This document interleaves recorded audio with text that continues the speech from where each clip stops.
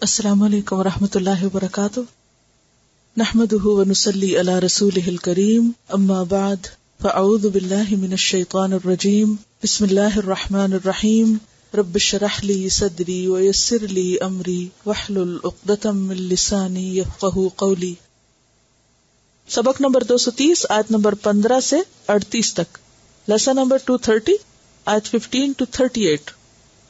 لفظی ترجمہ: یا ایہا الناس، اے لوگو، انتم الفقراء، تم محتاج ہو، الی اللہ، طرف اللہ کے، واللہ، اور اللہ تعالی، هو الغنی، وہ بے نیاز ہے، بے پرواہ ہے، الحمید، تعریف والا ہے، ان یشاء، اگر وہ چاہے، یذہبکم، لے جائے تم کو، ویأتی، اور لے آئے، بخلق جدید، ایک نئی مخلوق، وما ذالک، اور نہیں یہ، علی اللہ، اللہ پر، بعزیز، دشوار، مشکل،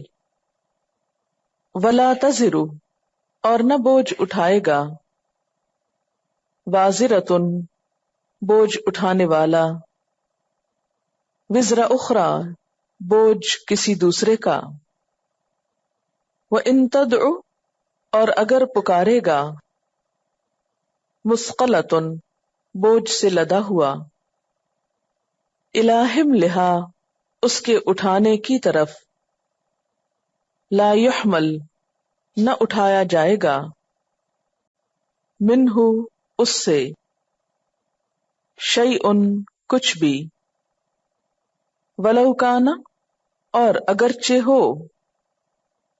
ذا قربا، قرابت دار، انما، بے شک، تنذر الذین، تم خبردار کر سکتے ہو ان لوگوں کو، یخشون، جو ڈرتے ہیں، ربہم، اپنے رب سے، بالغیب، غائبانہ طور پر، واقاموا الصلاۃ، اور وہ قائم کرتے ہیں نماز، ومن تزکا، اور جس نے پاکیزگی اختیار کی، فانما، تو بے شک، یتزکا، وہ پاکیزگی اختیار کرتا ہے، لنفسہ، اپنی ذات کے لیے، وإلی اللہ، اور اللہ کی طرف، المصیر، لوٹنا ہے، وما یستوی،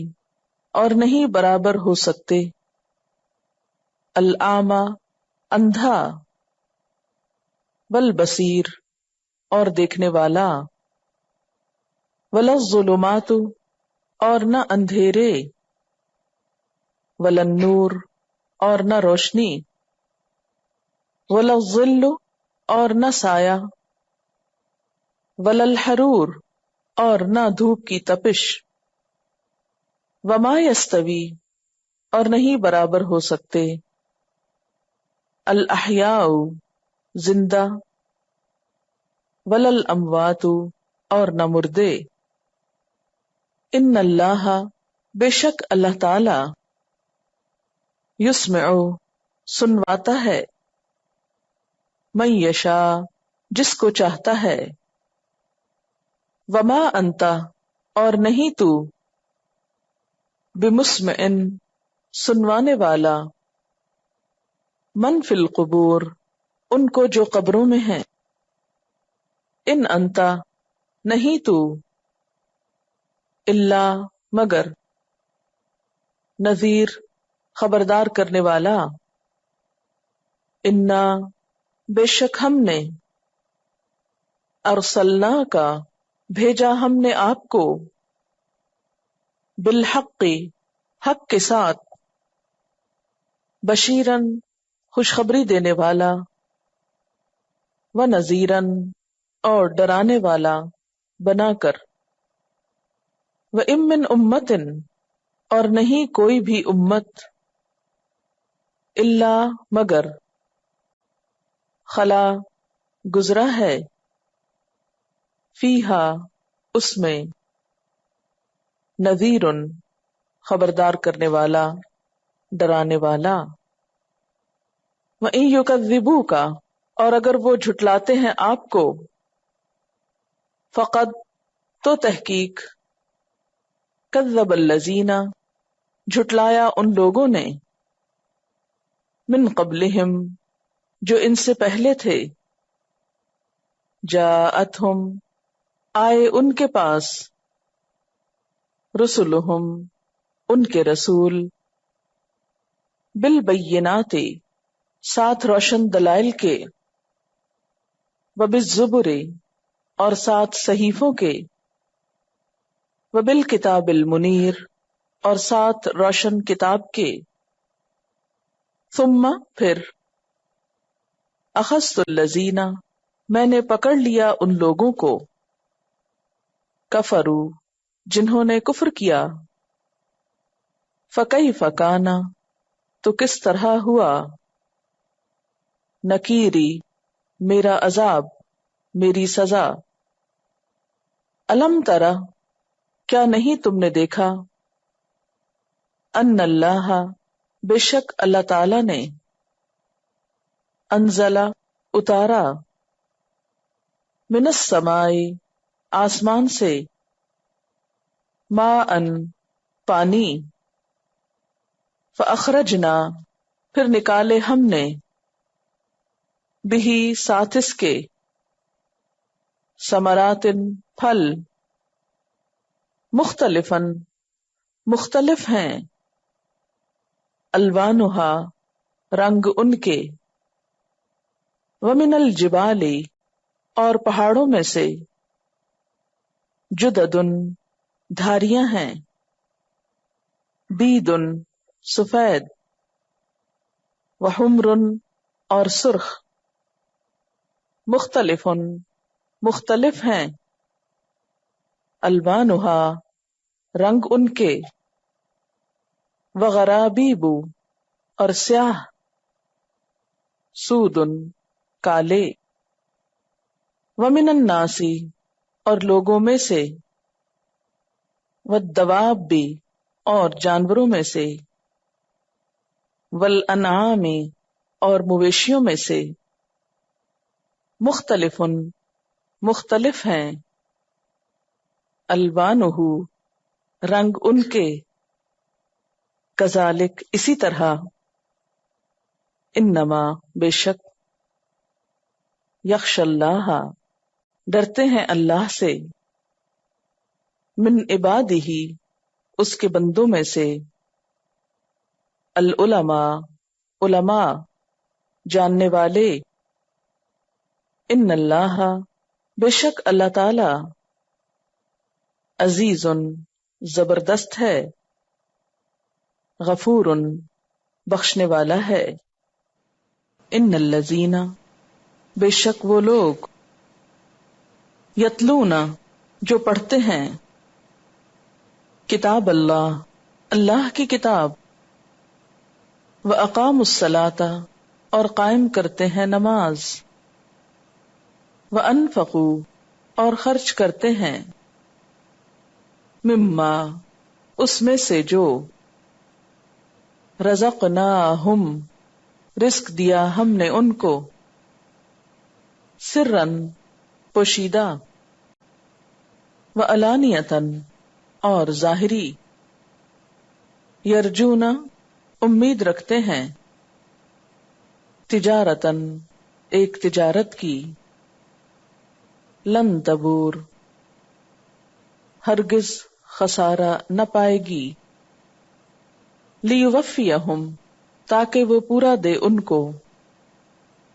اجورہم ان کے اجر، ویزیدہم اور زیادہ دے ان کو، من فضلہ اپنے فضل میں سے، انہ بے شک وہ، غفور بخشنے والا ہے، شکور قدردان ہے.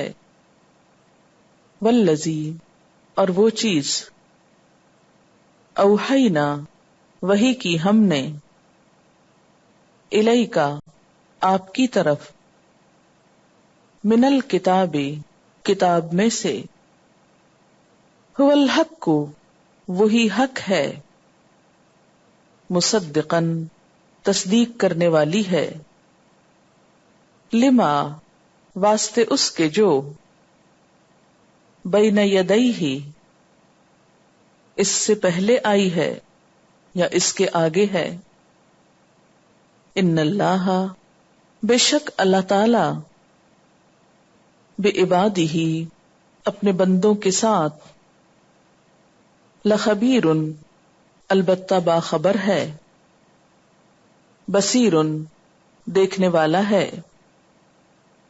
ثم پھر اورثنا وارث بنایا ہم نے الکتاب کتاب کا الذین ان لوگوں کو اصطفینا چن لیا ہم نے من عبادنا اپنے بندوں میں سے فمنہم تو ان میں سے بعض ظالمن ظالم ہیں لنفسہ اپنی جان کے لیے ومنہم اور ان میں سے مقتصد درمیانہ رو ہیں بیچ کے راستے ہیں ومنہم اور ان میں سے بعض سابقن سبقت لے جانے والے ہیں آگے بڑھنے والے ہیں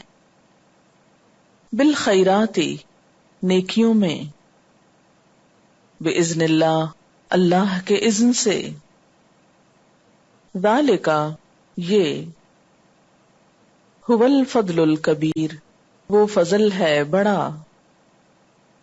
جنات عدن ہمیشگی کے باغات یدخلونہا وہ داخل ہوں گے ان میں یحلون پہنائے جائیں گے فیہا ان میں من اساورا کنگنوں میں سے من ذہب سونے کے ولؤلؤا اور موتیوں کے ولباسہم اور ان کا لباس فیہا اس میں حریر ریشم کا ہوگا یا ریشم ہوگا.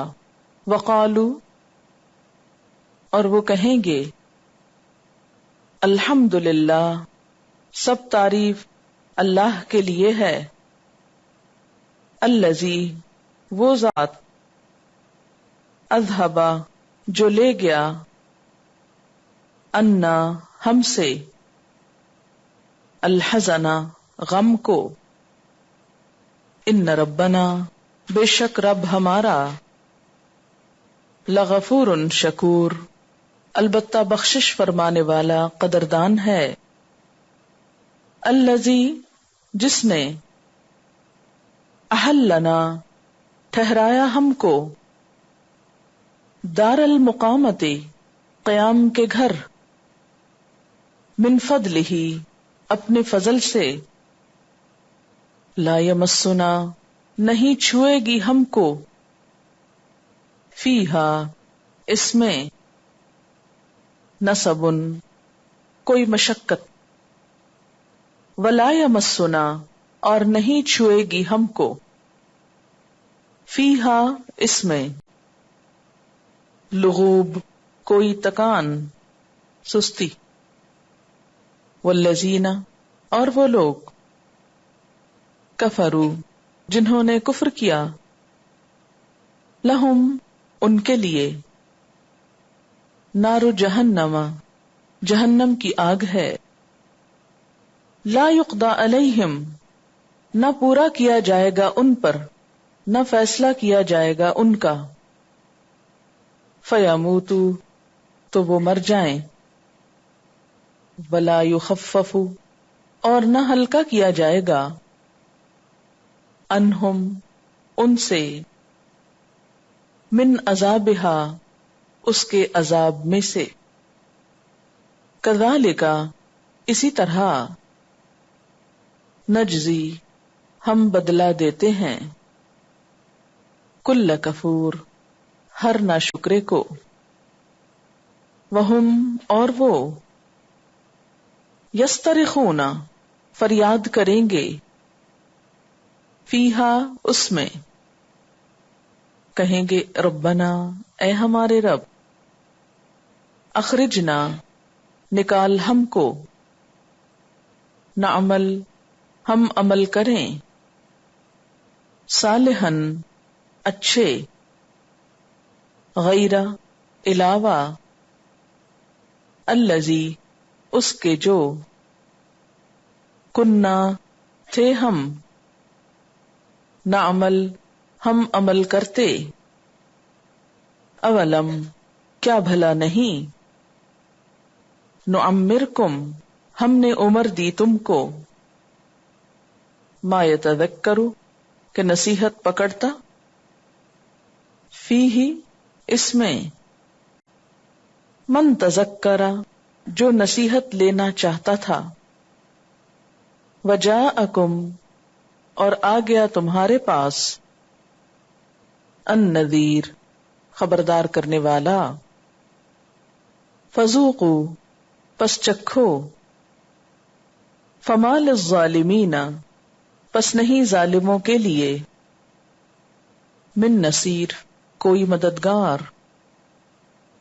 ان اللہ بے شک اللہ تعالی، عالم جاننے والا ہے، غیب السماوات آسمانوں کے غیب کو، والارض اور زمین کے، انہو بے شک وہ، علیم جاننے والا ہے، بذات الصدور سینوں کے بھید، ایھا الناس اے لوگو، تمام لوگوں سے خطاب ہے، انتم الفقراء تم سب محتاج ہو، فقراء فقیر کی جمع ہے، اور فقیر کا لفظ فقر سے ہے، فقر محتاجی کو کہتے ہیں، تو انسان محتاج ہے کس کا، اللہ اللہ کا، اپنے خالق کا، کس چیز میں محتاج ہے، دین و دنیا کے تمام امور میں محتاج ہے، اور ہر حال میں محتاج ہے، اپنے وجود کے بقا کے لیے بھی محتاج ہے، اور اپنی آخرت کے کامیابی کے لیے بھی اسی کا محتاج ہے،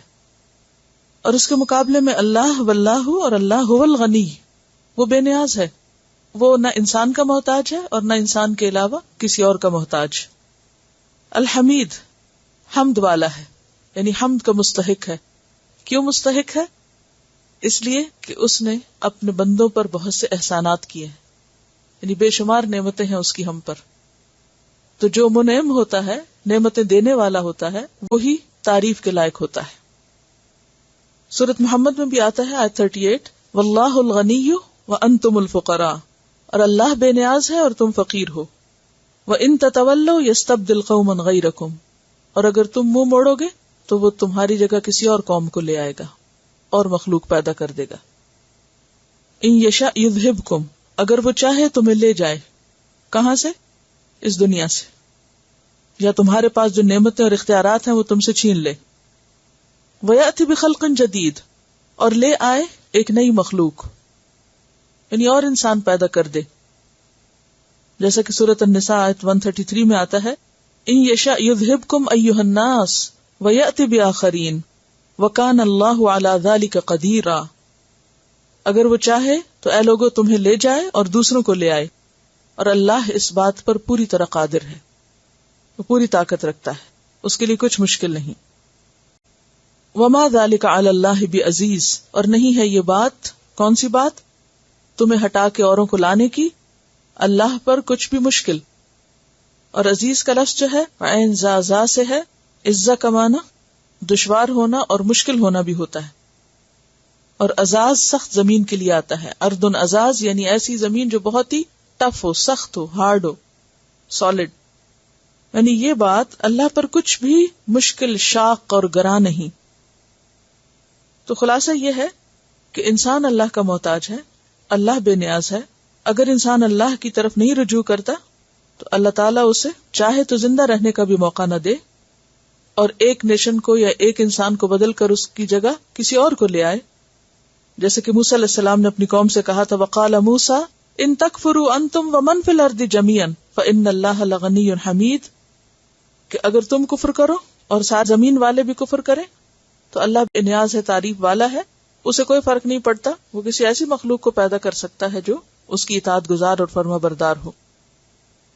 ولا تزر وازرۃ وزر اخرى، اور نہ بوجھ اٹھائے گا کوئی بوجھ اٹھانے والا کسی دوسرے کا بوجھ. وزر اس کا روٹ ہے، یہ تینوں لفظ ایک ہی روٹ سے ہیں، تزر بھی اور وازرۃ بھی اور وزر بھی. وزر جو ہے مصدر ہے، وازرہ جو ہے وہ فاعل ہے، مؤنث کا صیغہ ہے، اور تزر فعل ہے. تو کوئی بوجھ اٹھانے والا کسی دوسرے کا بوجھ نہ اٹھائے گا. اور وزر عام طور پر کس بوجھ کے لیے آتا ہے؟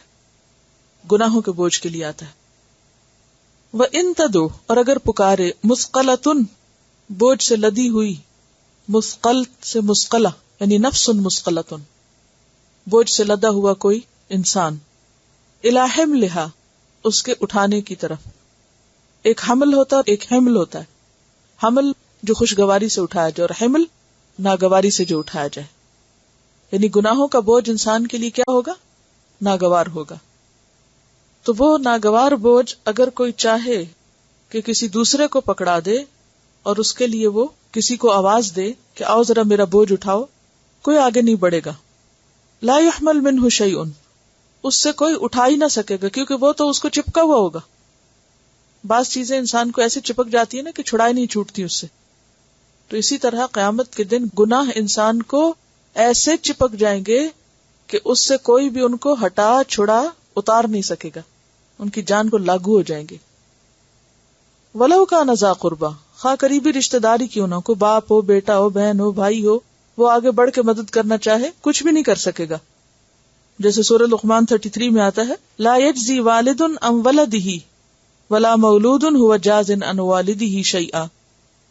اور سورۃ عبس میں آتا ہے آیت 34 سے 37 تک یوم یفر المرء من اخیہ وامہ وابیہ وصاحبتہ وبنیہ لکل امرئ منہم یومئذ شأن یغنیہ.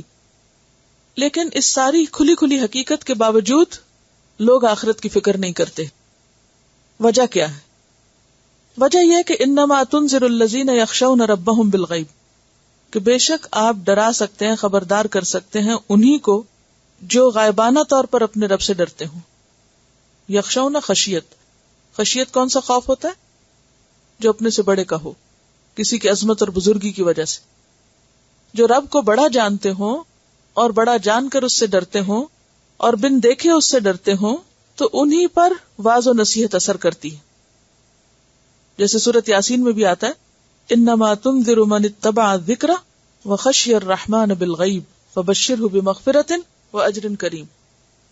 سورۃ قاف میں آتا ہے 45 میں فذکر بالقرآن من یخاف وعید، قرآن کے ذریعے اس کو نصیحت کرو جو میری وعید سے ڈرتا ہو. یعنی قرآن تو سب کے لیے ہے لیکن فائدہ کون اٹھاتا ہے؟ جو اللہ سے ڈرتا ہو. انما تنذر الذین یخشون ربہم بالغیب. سورۃ النازعات 45 میں بھی آتا ہے انما انت منذر من یخشاہا، آپ تو اسی کو ڈرا سکتے ہیں جو ڈرتا ہو. وَأَقَامُوا الصَّلَاةَ، اور وہ نماز قائم کرے. تو اللہ سے ڈرنے کا عملی ثبوت کیا ہے؟ نماز کا قیام. وَمَن تَزَكَّى، اور دوسرا ثبوت تزکیہ نفس کی فکر، اپنی صفائی. وَمَن تَزَكَّى، اور جو تزکیہ کرے گا فَإِنَّمَا يَتَزَكَّى لِنَفْسِهِ، تو اس کے تزکیے کا فائدہ بھی اسی کو پہنچے گا، کسی اور کو نہیں. وَإِلَى اللَّهِ الْمَصِيرُ، اور اللہ کی طرف سب کو لوٹنا ہے، سب کا لوٹنا. مسیر کے دونوں معنی کیے جاتے ہیں، لوٹنا بھی کیا جاتا ہے اور لوٹنے کی جگہ بھی. کیوں؟ ظرف بھی اور مصدر میمی بھی. ظرف ہے تو لوٹنے کی جگہ، اور مصدر میمی کا ترجمہ کرے تو لوٹنا. یعنی سب اللہ کے پاس جائیں گے، وہ سب کا حساب خود کر لے گا، لہذا جو اپنے لیے کچھ کر کے جائے گا وہ فائدہ اٹھائے گا. وما يستوي الأعمى والبصير، اور نہیں برابر ہو سکتا اندھا اور دیکھنے والا. اعمى عمیٌ سے صفت مشبہ کا صیغہ ہے اور بصیر فعیل کے وزن پر. اعمى اور بصیر ایک جیسے نہیں ہوتے، یعنی راستہ دیکھنے والا اور نہ دیکھنے والا، کسی بھی چیز کو دیکھنے والا اور نہ دیکھنے والا ایک طرح کے نہیں ہوتے. ولا الظلمات ولا النور، اور نہ اندھیرے اور روشنی. یعنی دن رات میں فرق ہوتا ہے، دن روشن ہوتا ہے اور رات اندھیری ہوتی. ولا الظل ولا الحرور، اور نہ سایہ اور نہ دھوپ کی تپش. حرور فعول کے وزن پر. وما يستوي الاحیاء ولا الاموات، اور نہیں برابر ہو سکتے زندہ اور مردہ. احیاء حیون کی جمع اور اموات میت سے، میت کی جمع، میت سے موتا اور پھر اموات. ان اللہ یسمع من یشاء، بے شک اللہ تعالیٰ سنواتا ہے جس کو چاہتا ہے. وما انت بمسمع، مسمع کون ہوگا؟ مفعل کے وزن پر، سنوانے والا. اور نہیں تم سنوا سکتے من فی القبور، ان کو جو قبروں میں ہے. قبروں میں کون ہوتا ہے؟ مردہ. یعنی جو شخص مردہ ہوتا ہے پھر وہ سننے سمجھنے کی صلاحیت سے عاری ہو جاتا ہے. تو بیسیکلی یہاں دو چیزوں کا کمپیریزن کیا گیا ہے، اور یہ اختلاف اور یہ تضاد ہر ایک کو نظر آتا ہے، ہر ایک اس کو محسوس کر سکتا ہے، کسی سے بھی ڈھکا چھپا نہیں ہے. اور بنیادی طور پر جو فرق ہے وہ روشنی اور اندھیرے کا ہے، کیونکہ عام اور بصیر اندر کا اندھیرا یعنی آنکھ کا، انسان کے اندر کا، اور ظلمات اور نور جو ہیں وہ باہر کے.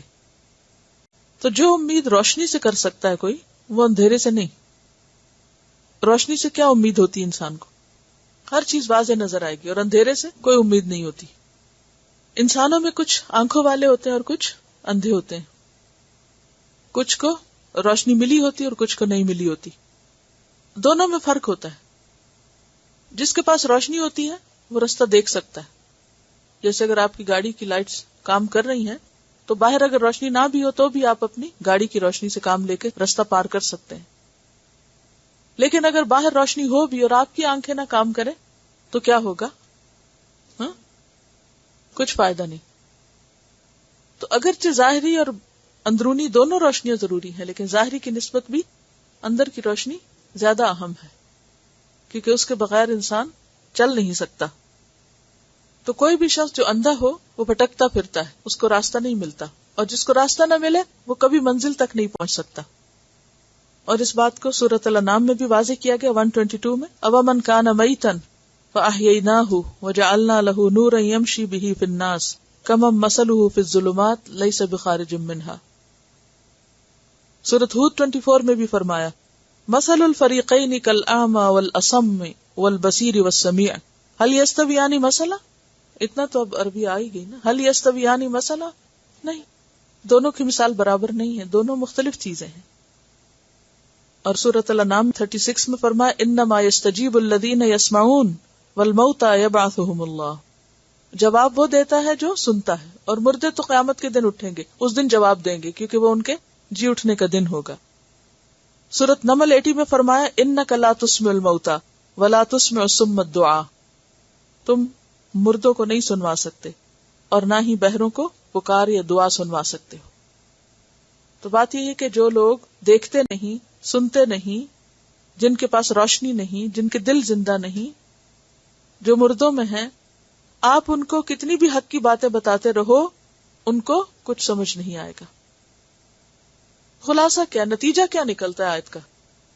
اس بات سے کیا بات سمجھ میں آتی ہے ہمیں اپنے لیے؟ انسان ہدایت کے لیے بھی اللہ کا محتاج ہے، اور اگر انسان کے اپنے اندر ایک تڑپ ہوگی، اندر کی روشنی اگر کام کرتی ہوگی تو انسان باہر کے لیے بھی رستہ پا لے گا، اللہ اس کے لیے رستہ بنا دے گا. ہمارا کام کسی کو ہدایت دینا نہیں، میسج پہنچانا ہے. جس کا دل جاگتا ہوگا، جس کے اندر طلب ہوگی، وہ اس کو قبول کر لے گا اور وہ راہ پا لے گا، وہ منزل تک پہنچ جائے گا. اندھیرے اور روشنی کا فرق کوئی چھوٹا سا فرق نہیں ہے، دن اور رات کا فرق بہت بڑا فرق ہے. لیکن یہ نظر کس کو آتا ہے؟ جس کو کچھ دکھائی دیتا ہے.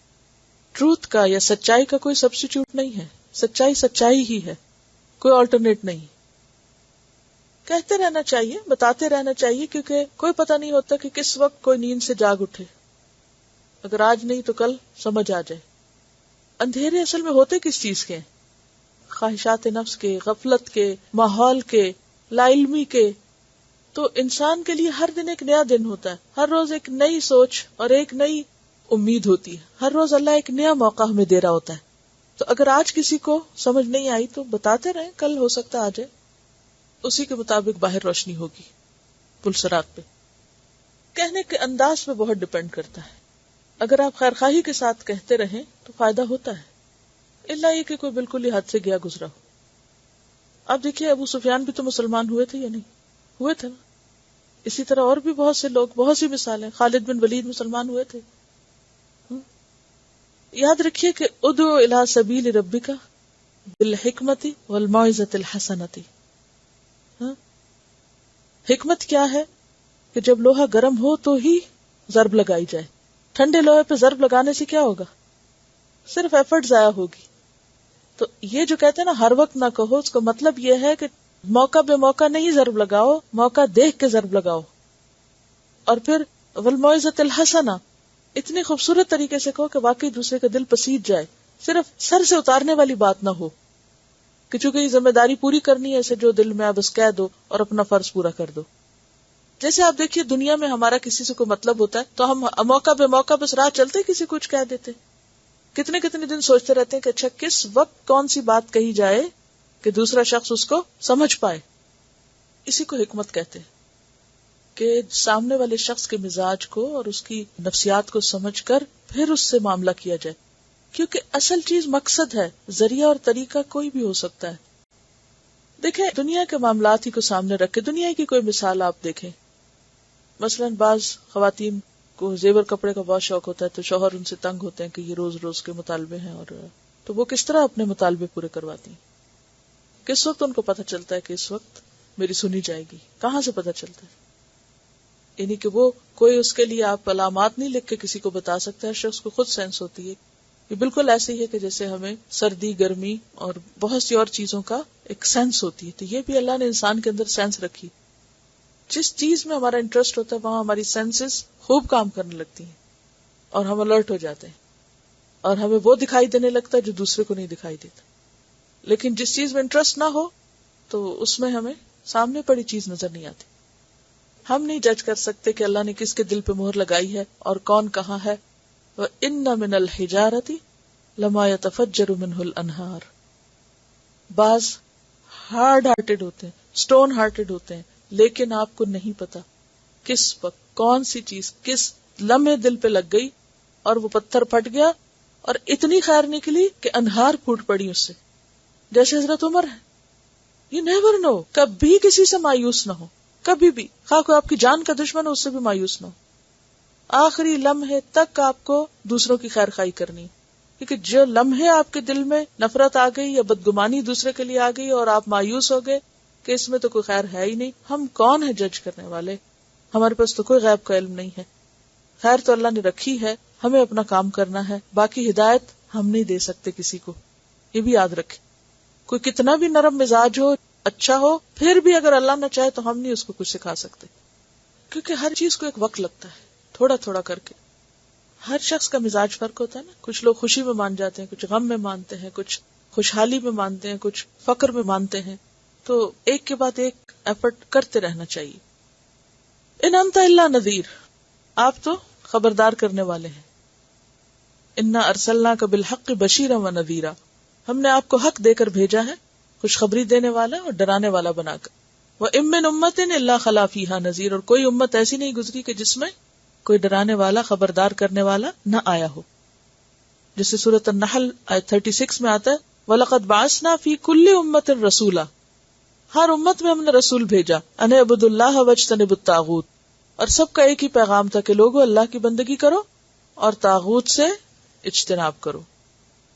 وَإِن يُكَذِّبُوكَ، اور اگر وہ آپ کو جھٹلاتے ہیں فَقَدْ كَذَّبَ الَّذِينَ مِن قَبْلِهِمْ، تو تحقیق جھٹلایا ان لوگوں نے بھی جو ان سے پہلے تھے. نبی صلی اللہ علیہ وسلم کو تسلی دی جا رہی ہے کہ اگر یہ آپ کی بات نہیں مانتے تو آپ فکر نہیں کریں، آپ سے پہلے بھی بہت سے پیغمبروں کے ساتھ یہی کچھ ہوتا رہا. کیا ہوا؟ جاءتہم رسلہم بالبینات، آئے ان کے پاس ان کے رسول بینات کے ساتھ، یا لائے کے معنی بھی کر سکتے ہیں. بینات بینت ان کی جمع یعنی روشن دلائل، واضح دلائل. بالزبر، زبر زبور کی جمع، کتب آسمانی کتب کے لیے استعمال ہوا ہے، مراد ہیں آسمانی صحیفے. وبالکتاب المنیر، اور روشن کتاب یعنی جیسے تورات اور انجیل اور قرآن. اور آپ سے پہلے تو تورات اور انجیل ہی آئی تھی. ثم اخذت الذین کفروا، پھر میں نے پکڑا ان لوگوں کو جنہوں نے کفر کیا. فکیف کان نکیر، تو میرا عذاب کتنا سخت تھا. نکیر کا لفظ جو ہے وہ نکر سے ہے، نون کافرے، اور جس چیز کا انکار کیا جائے یعنی مراد سخت سزا ہے. یعنی دنیا میں ہمیشہ سے یہی ہوتا رہا. پیغمبر آئے، انہوں نے پیغام دیا، دلائل دیے، کتابیں سامنے رکھی، ہر چیز کو واضح کر کے بتا دیا، پھر بھی لوگوں نے نہیں مانا، تو پھر نہ ماننے والوں کو ہمیشہ پکڑ لیا گیا. الم تر ان اللہ انزل من السماء ماء، کیا تم نے دیکھا نہیں کہ اللہ نے آسمان سے پانی اتارا ہے. کس کی طرف اشارہ ہے؟ بارش کی، یعنی بادل سے جو پانی برستا ہے اس کی طرف اشارہ ہے، جس سے مختلف طرح کی چیزیں اگتی. فاخرجنا به ثمرات، ہم نے اس پانی کے ساتھ کیا نکالے؟ پھل نکالے، یعنی مختلف طرح کی پیداوار نکالی. اور وہ پیداوار کیسی ہے؟ مختلفاً الوانھا، اس کے رنگ مختلف ہیں، کیونکہ ہر پھل کے اندر شیڈ فرق ہوتا ہے، کہیں ڈارک ہوتا ہے، کہیں لائٹ ہوتا ہے. کوئی بھی پھل آپ دیکھیں، کسی بھی پھل کو آپ دیکھیں، اورنج دیکھیں، ایپل دیکھیں، انار دیکھیں، کسی بھی چیز میں دیکھیں، ایون سبزیوں میں آپ دیکھیں کہ ہر علاقے کے رنگ فرق ہوں گے، سائز فرق ہوں گے، اور ان کا ٹیسٹ بھی تھوڑا تھوڑا فرق ہوتا ہے. سورۃ الرعد میں بھی آپ نے پڑھا آیت 4 میں، وَفِي الْأَرْضِ قِطَعٌ مُتَجَاوِرَاتٌ وَجَنَّاتٌ مِّنْ أَعْنَابٍ وَزَرْعٌ وَنَخِيلٌ صِنْوَانٌ وَغَيْرُ صِنْوَانٍ يُسْقَىٰ بِمَاءٍ وَاحِدٍ وَنُفَضِّلُ بَعْضَهَا عَلَىٰ بَعْضٍ فِي الْأُكُلِ، ذائقے میں بھی فرق ہے، بعض کا ذائقہ بعض کی نسبت بہتر ہے. إِنَّ فِي ذَلِكَ لَآيَاتٍ لِقَوْمٍ يَعْقِلُونَ، اور یہ وہ چیزیں جو ہم ہر روز تجربہ کرتے ہیں. ایک دن آپ ایک ہی جگہ سے، ایک ہی اسٹور سے ایک پھل لاتے ہیں، وہ بہت اچھا ہوتا ہے، دوسرے دن وہی اسی شکل کا لاتے ہیں، ٹیسٹ فرق ہوتا ہے. تو یہ رنگا رنگی اللہ نے دنیا میں بنائی ہے. وَمِنَ الْجِبَالِ، اور پہاڑوں میں بھی یہ رنگا رنگی. پہاڑوں میں سے جددن، دھاری والے ہیں. جدد جدت ان کی جمع ہے، راستے کے لیے آتا ہے یا لکیر کے لیے بھی، کیونکہ راستہ بھی کس کی طرح ہوتا ہے؟ لکیر کی طرح ہی ہوتا ہے. اور اسی سے لفظ جدید بھی ہے، کسی چیز کا نیا ہونا. جادہ کہتے ہیں شارع عام کو. ایک کتاب ہے جادہ و منزل، سید قطب کی، اردو ترجمہ ہوئی ہوئی. جادہ یعنی راستہ، اور منزل جہاں تک پہنچنا ہے.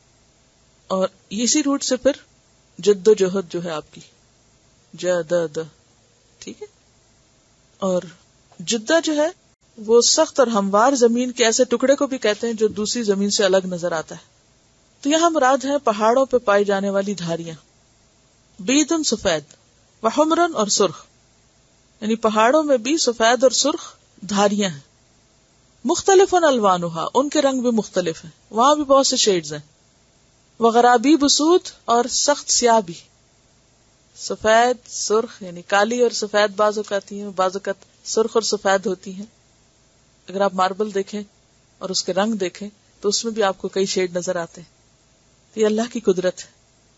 تو پہاڑوں میں بھی مختلف طرح کے رنگ ہیں. غرابیب کا لفظ ذرا سمجھ لیجئے. غرابیب غربیب کی جمع ہے. اسی مادے سے غین، ریبے، غرب، مغرب، غروب. غروب ہو تو کیا ہوتا ہے؟ مغرب کے وقت کیا ہوتا ہے؟ اندھیرا ہوتا ہے نا، ٹھیک ہے نا. اسی سے لفظ غراب نکلا ہے. کوا، کوا کالا ہوتا ہے. تو غربیب کہتے ہیں کوے کی طرح سیاہ رنگ. اور غربیب کہتے ہیں وہ شخص جو وسمہ لگا کے بال سیاہ کر لے، سیاہ بالوں والا غربیب. تو غرابیب سیاہ کے معنوں میں، اور سود اسود سے سیاہ. تو غرابیب سود کیا ہوا؟ کالا سیاہ. تو پہاڑوں میں ہر طرح کے رنگ ہیں. ایک ہی مادہ ہے، یعنی اگر دیکھا جائے تو ایک ہی طرح کا میٹر جمع ہوا نا ہر پہاڑ میں، لیکن رنگ فرق ہے. مٹی ایک ہے، رنگ فرق ہے. زمین کے ٹکڑوں کے بھی رنگ فرق ہے. کبھی آپ کو کسی ایسے علاقے میں جانے کا اتفاق ہوا؟ مجھے فرسٹ ٹائم سیریا میں دیکھنے کا اتفاق ہوا. 88 میں شاید میں گئی تھی. تو ہم لوگ ٹرکی پہلے گئے، اور ٹرکی سے بائی روڈ ہم سیریا میں انٹر ہوئے. وہاں پر حیرت کی انتہا نہ رہی کہ زمین سرخ، اس سے پہلے شاید میں نے پڑھا بھی نہیں تھا کہیں. وہ اتنا خوبصورت منظر تھا. عصر کا وقت تھا، سورج غروب ہونے کے قریب، اور سبز کھیت اور سرخ مٹی. تو گرین اور ریڈ کا جو کنٹراسٹ تھا بہت ہی اٹریکٹیو. تو اسی طرح پہاڑوں میں بھی بعض پہاڑ جو ہیں ان کے رنگ بہت ہی خوبصورت ہوتے ہیں. مٹی ایک ہے لیکن رنگ فرق ہے. یہ رنگ کس نے الگ الگ ڈالے، اور کٹنے کے بعد ان کے رنگ اور واضح ہو گئے. دھاریاں دیکھ سکتے ہیں بالکل. جانوروں کے اندر بھی آپ دیکھیں، جیسے زیبرا ہے اس میں بھی دھاریاں ہیں.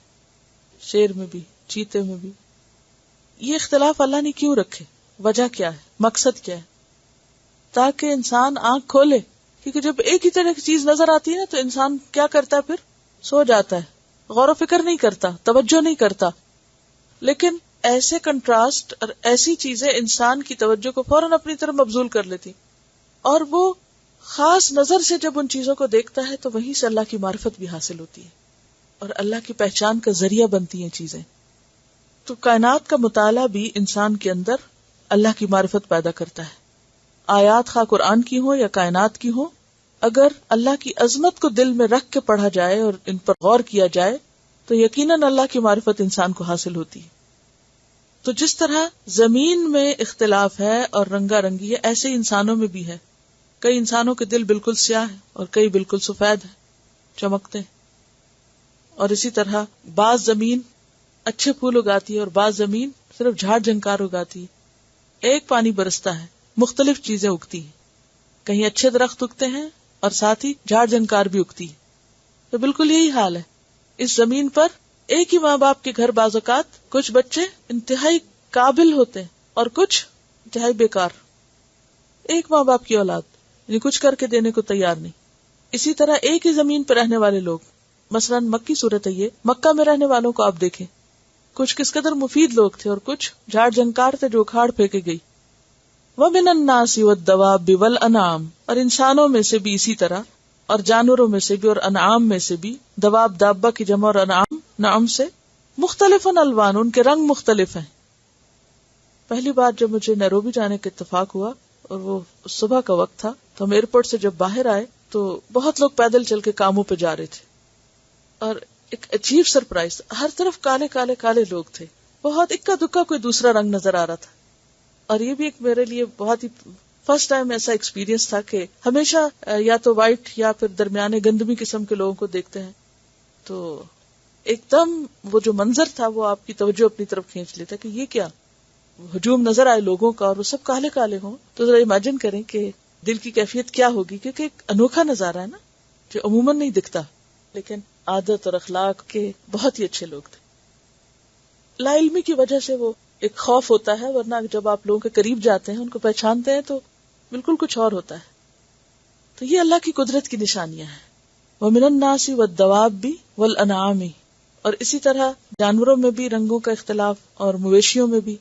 بھینس کو دیکھیں، گائے کو دیکھیں، دو کنٹراسٹ ہیں. مختلف الوان، اور بیچ کا رنگ بھی ہوتا ہے ان میں. کذالک، اسی طرح، یعنی اسی طرح ہے یہ سب. انما یخشی اللہ من عبادہ العلماء، بے شک اللہ سے ڈرتے ہیں اس کے جاننے والے بندے ہی. العلماء، یہ جو رسم الخط ہے، علوم القرآن میں پڑھ چکے ہیں آپ رسم الخط کے بارے میں؟ کیا پڑھا ہے؟ یہ عام طریقے پر تو نہیں لکھا ہوا، یہاں بھی اور سورۃ الشعراء وہاں بھی آپ کو یہ خط ملے گا. یہ خط عثمانی ہے، اس کو تبدیل نہیں کیا گیا. ان اللہ عزیز غفور، بے شک اللہ تعالی زبردست ہے، بخشش فرمانے والا ہے. اللہ سے اس کے جاننے والے بندے ہی ڈرتے ہیں. اور اس میں ہم دیکھتے ہیں بخاری اور مسلم کی روایت جس میں نبی صلی اللہ علیہ وسلم اپنے بارے میں فرماتے ہیں، حضرت انس کی روایت ہے، انی لاخشاکم للہ واتقاکم لہ، لوگوں میں تم میں سب سے بڑھ کر اللہ سے ڈرنے والا ہوں، سب سے زیادہ اس کا تقوی کرنے والا ہوں. کیوں؟ آپ صلی اللہ علیہ وسلم سب سے بڑھ کر خشیت رکھنے والے کیوں تھے؟ اللہ تعالیٰ کو سب سے زیادہ پہچانتے تھے. تو پھر خشیت کے لیے کون سا علم ضروری ہے؟ اللہ کی معرفت اور اللہ کی کتاب کا علم ضروری ہے. خالی دنیا کے علم سے خشیت نہیں آتی، اگرچہ وہ مفید ممد ہو سکتا ہے، یعنی کائنات کا علم، لیکن جب تک ایمان نہ ہو تو محض وہ علم خشیت نہیں لایا کرتا. ٹھیک ہے؟ علماء کی کتنی قسمیں ہوتی ہیں؟ چلیے بتائیے کون کون سی؟ عالم باللہ، عالم بامر اللہ. ٹھیک ہے. اچھے عالم کی پہچان کیا ہوتی ہے؟ جس کا عمل اس کے علم کے مطابق ہو. کل بھی ہم نے پڑھا تھا نا، الیہ یصعد الکلم الطیب والعمل الصالح یرفعہ، عمل صالح اس کو اوپر اٹھاتا ہے. اور کیا ہے اچھے عالم کی پہچان؟ اللہ سے ڈرتا ہو، وہ تو ہو گئی بات، اور جو اپنی خطاؤں کو، اپنی غلطیوں کو پہچانتا ہو. مختلف لوگوں نے علماء کی تعریف کیا کی ہے. عبداللہ بن مسعود کہتے ہیں لیس العلم بکثرت الحدیث ولکن العلم عن کثرت الخشیۃ. علم بہت سی احادیث یاد کر لینے کا نام نہیں، یا بہت باتیں کرنا جو ہے یہ علم نہیں ہوتا. علم وہ ہے جس کے ساتھ اللہ کا خوف ہو. حضرت ربیع بن انس کہتے ہیں من لم یخش فلیس بعالم. جو ڈرتا نہیں وہ عالم بھی نہیں، یعنی جو اللہ سے نہیں ڈرتا وہ عالم نہیں ہو سکتا، کیونکہ اللہ نے فرمایا انما یخش اللہ من عبادہ العلماء. مجاہد کہتے ہیں انما العالم من خشی اللہ. عالم تو صرف وہ ہے جو اللہ سے ڈرے. سعد ابن ابراہیم سے کسی نے پوچھا مدینہ میں سب سے زیادہ افقہ کون ہے، سب سے بڑا فقیہ کون ہے؟ فرمایا اتقاہم لربہم، جو اپنے رب سے سب سے زیادہ ڈرتا ہے. حضرت علی رضی اللہ تعالیٰ عنہ نے فقیہ کی تعریف کچھ یوں بیان فرمائی ان الفقیہ حق الفقیہ من لم یقنط الناس من رحمت اللہ ولم یرخص لهم فی معاصی اللہ ولم یؤمنهم من عذاب اللہ ولم يدع القرآن رغبتا عنہ الى غیرہ انہ لا خیر فی عبادت لا علم فیہا ولا علم لا فقہ فیہ ولا قراءت لا تدبر فیہ. کیا معنی ہے؟ مکمل فقیہ وہ ہے جو لوگوں کو اللہ کی رحمت سے مایوس نہ کرے. کون ہوتا عالم؟ جو لوگوں کو اللہ کی رحمت سے مایوس نہ کرے اور ان کو گناہوں کی رخصت بھی نہ دے اور ان کو اللہ کے عذاب سے مطمئن نہ کر دے اور قرآن کو چھوڑ کر کسی دوسری چیز کی طرف رغبت نہ کرے. اس عبادت میں کوئی خیر نہیں جو بغیر علم کے ہو، اور اس علم میں کوئی خیر نہیں جو بغیر سمجھ کے ہو، اور اس قرات میں کوئی خیر نہیں جو بغیر تدبر کے ہو. یعنی اصل فائدہ مند قرات کون سی ہے؟ جس میں تدبر ہو، غور و فکر ہو. تو خلاصہ کیا ہوا پھر؟ کیونکہ انسان اگر اللہ کی دی ہوئی عقل اور سمجھ کو اللہ کی معرفت میں نہیں لگاتا تو وہ دراصل کیا کر رہا ہے؟ اپنے ساتھ بھی خیانت کر رہا ہے. پھر فرمایا ان اللہ عزیز غفور، بے شک اللہ تعالیٰ عزیز اور بخشنے والا ہے. پھر ان الذین یتلون کتاب اللہ واقاموا الصلاۃ وانفقوا مما رزقناہم سرا وعلانیۃ، بے شک وہ لوگ جو اللہ کی کتاب کی تلاوت کرتے ہیں. تلا یتلو تلون، اور تلاوتن کا کیا معنی ہوتا ہے؟ سمجھ کے پڑھنا، غور و فکر کرنا. واقاموا الصلاۃ، اور اقامت صلاۃ کا کیا معنی ہوتا ہے؟ تمام شرائط کے ساتھ نماز ادا کرنا. وانفقوا مما رزقناہم، مما میں سے کیا مراد ہے؟ رزق میں کون کون سی چیزیں شامل ہیں؟ سب چیزیں جو اللہ نے بطور نعمت کی عطا کی ہیں. سرا وعلانیۃ، چھپا کے اور دکھا کے. چھپانا کیوں ضروری ہے؟ تاکہ ریاکاری سے بچیں. اور دکھانا کیوں ضروری ہے؟ تاکہ اوروں کو بھی شوق ہو. یرجون تجارتن، یہ امیدوار ہے ایسی تجارت کے لن تبور، جو کبھی بھی ہلاک نہیں ہوگی. لیوفیہم اجورہم، تاکہ وہ ان کو ان کے اجر کس چیز کا ہوتا ہے؟ اجرت سے ہے، کام کا معاوضہ پورا پورا دے. وَيَزِيدَهُمْ مِنْ فَضْلِهِ، اور صرف اجرت اور معاوضہ نہیں بلکہ مزید بھی. جیسے سورۃ النساء 173 میں آتا ہے فَأَمَّا الَّذِينَ آمَنُوا وَعَمِلُوا الصَّالِحَاتِ فَيُوَفِّيهِمْ أُجُورَهُمْ وَيَزِيدَهُمْ مِنْ فَضْلِهِ. تو اللہ تعالیٰ اپنے خاص بندوں کو قیامت کے دن صرف اعمال کا بدلہ ہی نہیں بلکہ اپنے فضل سے کہیں زیادہ عطا کرے گا. کیوں؟ انہ غفور شکور، کیونکہ وہ بخشنے والا ہے، قدردان ہے. غفور گناہوں کا بخشنے والا، اور شکور اطاعت کی قدردانی کرنے والا. والذی اوحینا الیک من الکتاب هو الحق، جو کتاب آپ کی طرف وحی کے ذریعے بھیجی گئی وہ کیا ہے؟ حق ہے، بالکل درست ہے، سچ ہے. کیسی ہے؟ مصدقا لما بین یدیہ، اپنے سے پہلے آئی ہوئی کتب کی تصدیق کرنے والی، یعنی تورات انجیل وغیرہ کی. ان اللہ بعبادہ لخبیر بصیر، بے شک اللہ اپنے بندوں سے خوب باخبر ہے، خوب دیکھنے والا. خبیر ہے باطن کا اور بصیر ہے ظاہر کا. اگرچہ اللہ تعالیٰ کے لیے ظاہر و باطن دونوں برابر ہیں، لیکن خاص طور پر خبیر کہتے ہیں اس کو جو صرف ظاہری نہیں، چیزوں کی گہرائی تک ان کو جانتا ہو، یعنی انسان کے باطن اور دل کی چھپی ہوئی باتوں کو جاننے والا. وہو اللطیف الخبیر جیسے آتا ہے. اور بصیر انسان کے جو بھی اعمال ہیں ظاہری، ان سب کو دیکھنے والا ہے. ثم اورثنا الکتاب، پھر وارث بنایا ہم نے کتاب کا. کس کتاب کی طرف اشارہ؟ قرآن مجید کی طرف. اور ورثہ کیا ہوتا ہے؟ وہ چیز جو ایک سے دوسرے کی طرف منتقل ہو جائے. ورثہ وہ چیز جو ایک سے دوسرے کو ٹرانسفر ہو جائے، منتقل ہو جائے. اور پھر خاص طور پر میراث وہ جو مرنے کے بعد انسان کا مال دوسروں کی طرف منتقل ہوتا ہے. تو ایک مال کی منتقلی ہوتی ہے، ایک مال کا ٹرانسفر ہوتا ہے ایک جنریشن کے دوسری جنریشن کی طرف، اور ایک علم کا. پچھلی امتوں کے بعد اللہ تعالی نے آخری کتاب کے لیے کس کو وارث بنایا؟ امت مسلمہ کو. کوئی اور دلیل لائیں کہیں سے؟ سورۃ البقرہ میں وَكَذَلِكَ جَعَلْنَاكُمْ أُمَّةً وَسَطًا لِتَكُونُوا شُهَدَاءَ عَلَى النَّاسِ. تو اللہ نے اس امت کو وارث بنایا کس کا؟ اس علم کا اور آخری کتاب کا. کون ہے یہ امت؟ الذین اصطفینا من عبادنا، جنہیں ہم نے اب باقی اپنے بندوں میں سے چن لیا اور ان کو یہ کام دیا. من یرید اللہ بہ خیرا یفقہہ فی الدین. اصطفینا کا لفظ کس سے ہے؟ صفا یصفو سے. صفوہ چنے ہوئے لوگوں کو کہتے ہیں، مخلص دوست کو. اشارہ ہے کن کی طرف؟ صحابہ کرام کی طرف بنیادی طور پر، اور جو پھر ان کے بعد اس چیز کے وارث ہوئے. ابراہیم علیہ السلام کو اللہ نے ہجرت کروا کے مکہ کا شہر عطا کیا، اور پھر وہاں ایک نسل پیدا ہوئی. اور جو پہلے سپارے میں آپ نے پڑھا کہ حضرت ابراہیم نے دعائیں مانگی تھی کہ یا رب ایک امت مسلمہ پیدا کر، اور پھر ان کے اندر ایک رسول بھیج جو ان پر تیری کتاب کی تلاوت کرے. یتلو علیہم آیاتک ویزکیہم ویعلمہم الکتاب والحکمہ. تو یہ اسی دعا کی کڑی ہے. ان کو اللہ نے توفیق دی کہ وہ دعائیں مانگے، اور پھر اللہ نے ایک امت چن لی جن کو پھر یہ کتاب ملی نبی صلی اللہ علیہ وسلم کے ذریعے. اور پھر اس کے بعد وہ اگلی نسلوں تک منتقل ہوتے ہوتے آج کس کے ہاتھوں میں آ گئی؟ ہمارے ہاتھوں میں آ گئی. اور اب آپ تک ہی رہ جانی چاہیے. سوچ لیں، سوچ کے جواب دیں. یہ کیا آپ کے پاس امانت ہے؟ یہ جس ورثے کے آپ امین ہیں، اس کو یہاں تک نہیں رکنا، اسے آگے جانا. اگلی جنریشنز کا حق ہے آپ پر. اگر پچھلی ہم تک نہ پہنچاتی تو ہمیں کہاں سے پتہ چلتا؟ تو ہر دور کے لوگوں کا یہ فرض ہے کہ وہ آگے سے آگے اس ورثے کو پہنچاتے تھے. اس لیے ورثے کا لفظ استعمال ہوا ہے. یہ نہیں کہا ثم آتینا الکتاب. اللہ تعالیٰ یہ نہیں کہہ سکتے تھے.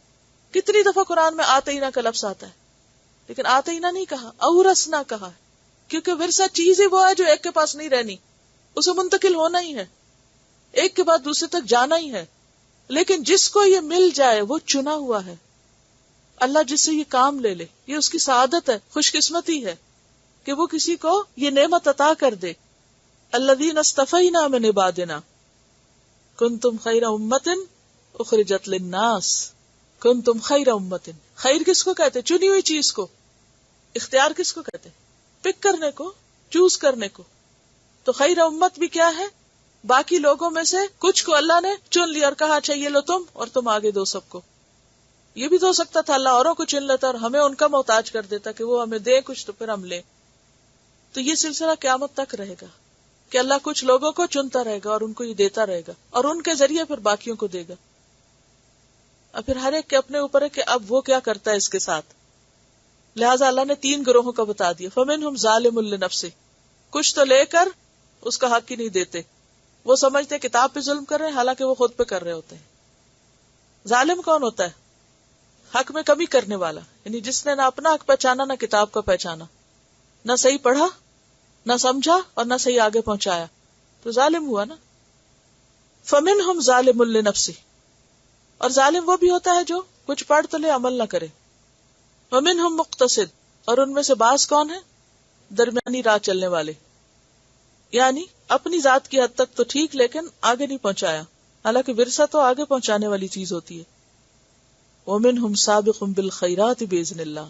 لیکن انہی لوگوں میں سے کچھ ایسے چنے ہوئے ہوتے ہیں کہ جو نیکیوں میں آگے بڑھ جانے والے ہوتے ہیں، دوڑ لگانے والے ہوتے ہیں، سابق، دوڑنے والے.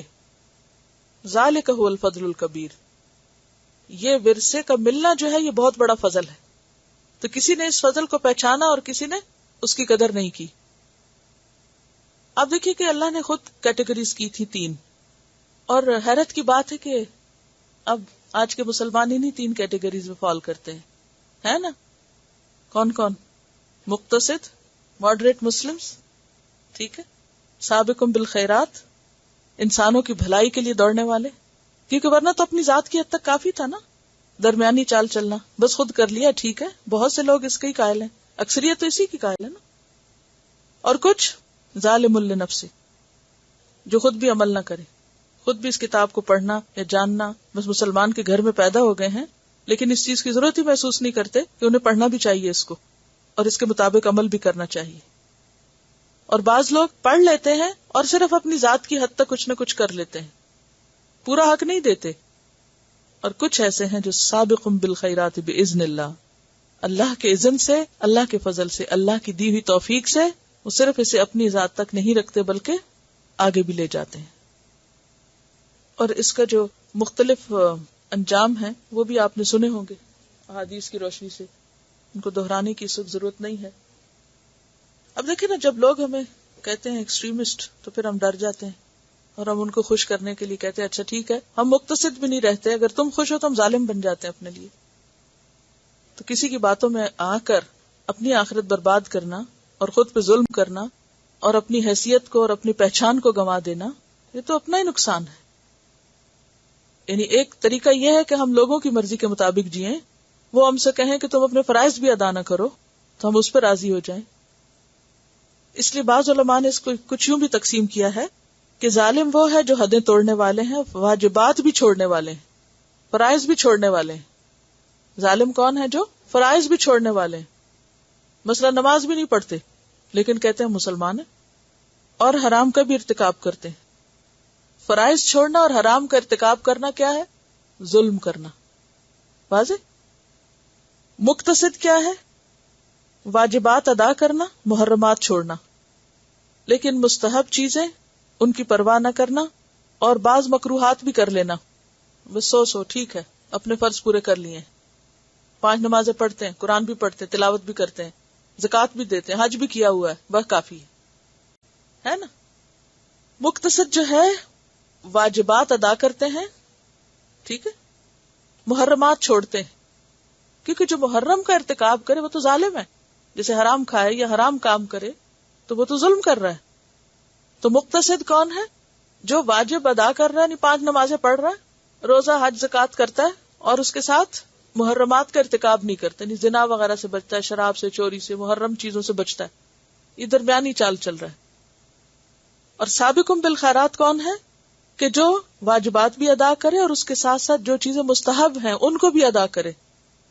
بہت سے لوگ جیسے اس میں لگے رہتے ہیں نا، یہ فرض ہے حجاب یا سنت ہے یا نفل ہے، تو جو سابقون بالخیرات ہوتے ہیں وہ یہ نہیں باتیں پوچھتے. تو سابقون بالخیرات کیا ہے؟ وہ صرف فرائض نہیں ادا کرتے، اس کے ساتھ ساتھ مستحب چیزیں جو پسندیدہ ہیں، کیونکہ ہر میدان میں ہوتا ہے نا کہ بعض چیزیں بہت پسندیدہ ہیں لیکن بہت فورسفلی نہیں بھی کہی گئی، تو ان کی توجہ کس پہ ہوتی ہے؟ اس پہ نہیں ہوتی کہ منیمم پہ رک جائیں، وہ اتنا کافی ہے، بس اس سے آگے نہیں جانا. تو سابق کون ہوتا ہے کہ اچھا اس سے بھی بڑی کوئی نیکی کا موقع ہے، اور بھی ہے کوئی نیکی کا موقع، اس سے زیادہ کیا پسند ہے اللہ کو، میں وہ بھی کروں گا. یعنی جیسے صحابہ کرام کا حال تھا نا، نبی صلی اللہ علیہ وسلم کے بعد جب وہ نکلے تھے دنیا میں اسلام پھیلانے کے لیے، تو جہاں کہیں حدیں آتی، پانی آ جاتا آگے، تو وہاں بھی گھوڑے دوڑا دیتے اور وہاں بھی آ کے کہتے کہ اگر ہمیں پتا ہو کہ اس سے آگے کیا تو ہم وہاں بھی جائیں. تو نیکیوں میں کسی حد پہ رکنے والے نہیں تھے، اپنی پوری زندگی کھپا دی انہوں نے.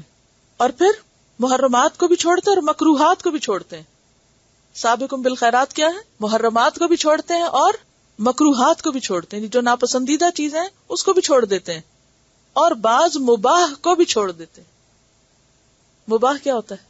کر لیں تو کوئی گناہ نہیں، لیکن نہ کریں اور اس کی بجائے کوئی اچھا کر لیں تو جو سابقون بالخیرات ہے وہ کہ ہر چیز کو یہ کہہ کہ کوئی منع ہے، ہم کو غلط کر رہے ہیں.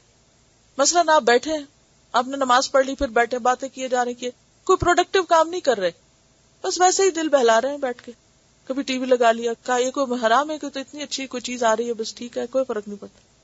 تو جو سابقون بالخیرات ہوتے ہیں وہ مباح کو بھی چھوڑتے ہیں. کیوں؟ کیونکہ ان کے نزدیک یہ وقت جو ہے، یہ دنیا مزے کرنے کی جگہ نہیں ہے، رخصتیں نہیں تلاش کرتے، وہ عزیمت کی راہیں تلاش کرتے ہیں، آگے کیسے جا سکتے. یہ بالکل آپ دیکھیں جیسے ایک اسٹوڈنٹ ہوتا ہے، ایک تو ہوتا ہے انتہائی نکما جسے کچھ پڑھ کے ہی نہیں دینا، ایک ہے درمیانہ پاس ہو رہے ہیں نا، بس ٹھیک ہے پاس ہو رہے ہیں، فیل تو نہیں ہو رہے، اور ایک کیا ہوتا ہے وہ پاس ہونے پہ نہیں رکتا، وہ کیا کرتا ہے چھوٹی سی بھی غلطی نہ ہو، کوئی بھی غلطی نہ ہو، سب کچھ آتا ہو، ہر چیز پرفیکٹ ہو، ٹھیک ہو. اور یہ صرف علم کے معاملے میں، دنیا کے ہر معاملے میں. کچھ لوگ بس اتنی سی نوکری کر لیتے ہیں جس سے ان کا کام چل جائے، کچھ لوگ وہ بھی نہیں کرتے، کچھ گزارے کے لائق کرتے اور کچھ لوگ وہ اس میں نہیں رکتے کہ بزرگ وہ کہتے ہیں اچھا اس سے اور زیادہ کہاں انویسٹ کر سکتے، یہ یہاں سے اتنے پیسے آگے اب یہ وہ بینک میں تھوڑی رکھنے، اس کو کہیں اور لگاؤ. دنیا کی تجارت میں بھی آپ کو تینوں طرح کے لوگ ملیں گے. ہر کام کے اندر یہ تین کیٹیگریز ہیں. دین کے کام میں، اللہ کی اطاعت میں بھی یہ تینوں کیٹیگریز ہیں. Assalamu alaikum. I was just thinking that Allah subhanahu wa ta'ala has divided us into three groups, and when you use words like fundamentalist and extremism, in terms of the dictionary meaning of the word, it means someone who sticks to the principles, someone who does the basics, maybe even just the minimum.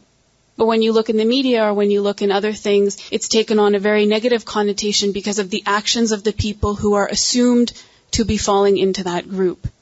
And there is no extremism in Islam in the sense that if you follow it properly, then you're not doing anything negative. So these are Allah subhanahu wa ta'ala's terms. You have to use Allah subhanahu wa ta'ala's definitions, and you have to be careful. Don't just assume that people will know what you mean or know what you say, and be smart. When you don't mean something negative, don't use a negative word. That's your choice, the way you express something, the way you explain something to someone else. So make sure you get your point across. Assalamu alaikum. Extremism کا مطلب وہ نہیں جو لوگ لے رہے ہیں. Extremism کا میننگ ایکسٹرا، یعنی صرف فرائض پہ نہیں رکنا بلکہ نوافل اور مستحبات کو کرنا. اگر وہ کرتا ہے کوئی تو اس میں برائی کیا ہے؟ اور پھر یہ ہے کہ جس طرح کسی چیز کو لوگ سمجھتے ہیں ہمیں ان کی بات بھی قبول نہیں کرنی کہ وہ ہمیں کہاں جا کے کارنر کریں گے، حتیٰ کہ ہم ایمان سے بھی نکل جائیں. لن ترضی عنک الیہود ولا النصارى حتی تتبع ملتہم، پھر تو کہیں بھی رکنے کی جگہ نہیں ہے. تو بنیادی طور پر جو یہاں پر سابقم بالخیرات سے مراد ہے وہ یہ ہے کہ وہ صرف یہ نہیں دیکھتے کہ فرض پورا کر لیا اور جو کرنے کا کام تب ہو گیا، وہ کیا دیکھتے ہیں اور کیا کر سکتے ہیں، اس سے زیادہ کیا ہو سکتا ہے، یعنی اینڈ لیس ایفرٹ، مرتے دم تک کی کوشش. جنات عدن یدخلونہا، تو ایسے لوگوں کے لیے جزا بھی پھر کیا ہے؟ ہمیشہ کے باغات. یدخلونہا یحلون فیہا من اساور من ذہب ولؤلؤا ولباسہم فیہا حریر. اور پھر جنت کے بھی درجے ہیں نا. دنیا میں ہم جس درجے کا کام کریں گے جزا بھی اسی کے مطابق ہے. اور یہ حدیث میں پچھلے لیکچر میں سنا چکی ہوں کہ جو لوگ آگے نکلیں گے وہ بغیر حساب کے جنت میں داخل کیے جائیں گے، اور جو درمیانی راہ ہوں گے وہ یحاسبون حسابا یسیرا، اور جو ظالم ہوں گے وہ حشر کا پورا میدان روک کے رکھے جائیں گے. پھر اللہ ان کو چاہے تو اپنی رحمت سے جنت میں داخل کر دے. وَلِبَاسُهُمْ فِيهَا حَرِيرٌ. اب آپ دیکھیے کہ تین چیزیں لوگوں کی بہت پسندیدہ ہوتی ہیں عام طور پر، ذہب، لؤلؤ اور حریر، اور یہ تینوں چیزیں جنت کے رہنے والوں کو ملیں گی. وَقَالُوا الْحَمْدُ لِلَّهِ الَّذِي أَذْهَبَ عَنَّا الْحَزَنَ، اور وہ کہیں گے کہ اللہ کا شکر ہے جس نے ہم سے غم دور کر دیا. ان ربنا لغفور شکور، بے شک ہمارا رب غفور بھی ہے شکور بھی. غفور کس پر؟ گناہوں کی بخشش پر، اور شکور جو کچھ ہم نے کیا اس نے اس کو قبول کر لیا، وہ اس کو پسند آ گیا. الذی احلنا دار المقامۃ من فضلہ، جس نے ہمیں اپنے فضل سے ہمیشگی کے گھر میں اتارا. مقامہ بھی مصدر میمی ہے، اور دار المقامہ سے مراد قیام گاہ، یعنی رہنے کی جگہ جو واقعی رہنے کی جگہ ہے، دنیا رہنے کی جگہ نہیں ہے. لا یمسنا فیہا نصب ولا یمسنا فیہا لغوب، اس میں ہمیں کوئی مشقت نہیں پہنچے گی. نصب کا لفظی معنی ہوتا ہے گاڑنا، کسی چیز کو ٹھونکنا، گاڑنا. تو پھر اس میں تھکاوٹ کا معنی کہاں سے آ گیا؟ بیسیکلی یہ لغت الازداد میں سے ہے، یعنی ایک لفظ کے جو دو مختلف معنی ہوتے ہیں، یعنی اسٹیبل ہونے کے لیے بھی آتا ہے اور پھر لڑکھڑانے کے لیے بھی آتا ہے، انسٹیبل ہونے کے لیے. اور جب انسان کو تھکاوٹ ہوتی ہے تو پھر وہ کیسے کھڑا ہوتا ہے؟ اسٹریٹ، سیدھا، کبھی ادھر لڑکتا ہے کبھی ادھر لڑکتا ہے، اور اپنا بیلنس قائم نہیں رکھ سکتا. تو نصب سے مراد یہاں کیا ہے؟ تھکاوٹ جس میں انسان اپنا آپ سنبھال نہ سکے. ولا یمسنا فیہا لغوب، اور ہمیں نہیں پہنچے گی اس میں کوئی تھکاوٹ. اور پھر تھکاوٹ کا معنی اور اس میں فرق کیا ہے؟ کام کی کثرت سے تھکنا یا اکتانے کا معنی ہے اس میں، یعنی بوریت کا جو کانسیپٹ ہے. پھر فرمایا والذین کفروا لہم نار جہنم، وہ لوگ جنہوں نے کفر کیا ان کے لیے جہنم کی آگ ہے. لا یقضى علیہم فیموتوا، لا یقضى علیہم، نہیں فیصلہ کیا جائے گا ان پر کہ وہ مر جائیں، ولا یخفف عنہم من عذابها، اور نہ ہی ان کے عذاب میں سے کچھ ہلکا کیا جائے گا. اب اس میں یقضى کا جو لفظ ہے نا، یہ یحکم کے معنوں میں، یعنی ان کو موت نہیں آئے گی. جیسے سورۃ الزخرف 77 میں آتا ہے کہ جہنم کے داروغہ سے لوگ کہیں گے وَنَادَوْا يَا مَالِكُ لِيَقْضِ عَلَيْنَا رَبُّكَ، کہ اے مالک چاہیے کہ تیرا رب ہمارا فیصلہ کر دے. قال، مالک کیا کہے گا؟ انکم ماکثون، بے شک تم ہمیشہ رہنے والے ہو، کوئی فیصلہ اب نہیں ہوگا، فیصلہ ہو چکا. دنیا میں تو آپ دیکھیں کہ انسان کسی بھی مشکل میں ہو، بڑی سے بڑی بھی، تو کیا ہوتا ہے؟ بالآخر موت اس کا کام تمام کر دیتی، فیصلہ ہو جاتا ہے. لیکن آخرت میں موت نہیں آئے گی. وہ حدیث معلوم ہے نا کہ جب سب لوگ جنت جہنم میں پہنچ جائیں گے تو موت کو ایک چتکبرے مینڈے کی شکل میں لایا جائے گا اور اس کو ذبح کر دیا جائے گا جنتیوں جہنمیوں کے سامنے. اور اس سے ان کو اتنا غم ہوگا جہنمیوں کو کہ اگر غم سے مر سکتے تو مر جاتے، کیونکہ انہیں پتا ہوگا کہ اس کا اب خاتمہ کچھ نہیں، اینڈ لیس ہے. کذالک نجزی کل کفور، اسی طرح ہم جزا دیتے ہیں ہر ناشکرے کو. کفور فعول کے وزن پر بہت زیادہ ناشکری کرنے والا اور انکار کرنے والا. وَهُمْ يَسْتَرِخُونَ فِيهَا، اور وہ اس میں چیخیں مار رہے ہوں گے. صراخ سے ہے صاد ریخے، صرخ، چیخنا. کیا کہیں گے؟ ربنا اخرجنا، اے ہمارے رب ہمیں نکال، نعمل صالحا، کہ ہم اچھے کام کریں، غیر الذی کننا نعمل، اس کے سوا جو ہم کرتے تھے. یعنی تو ہمیں یہاں سے نکال تاکہ ہم وہ کریں جو اب تک ہم نے نہیں کیے، جو کرنے چاہیے تھے.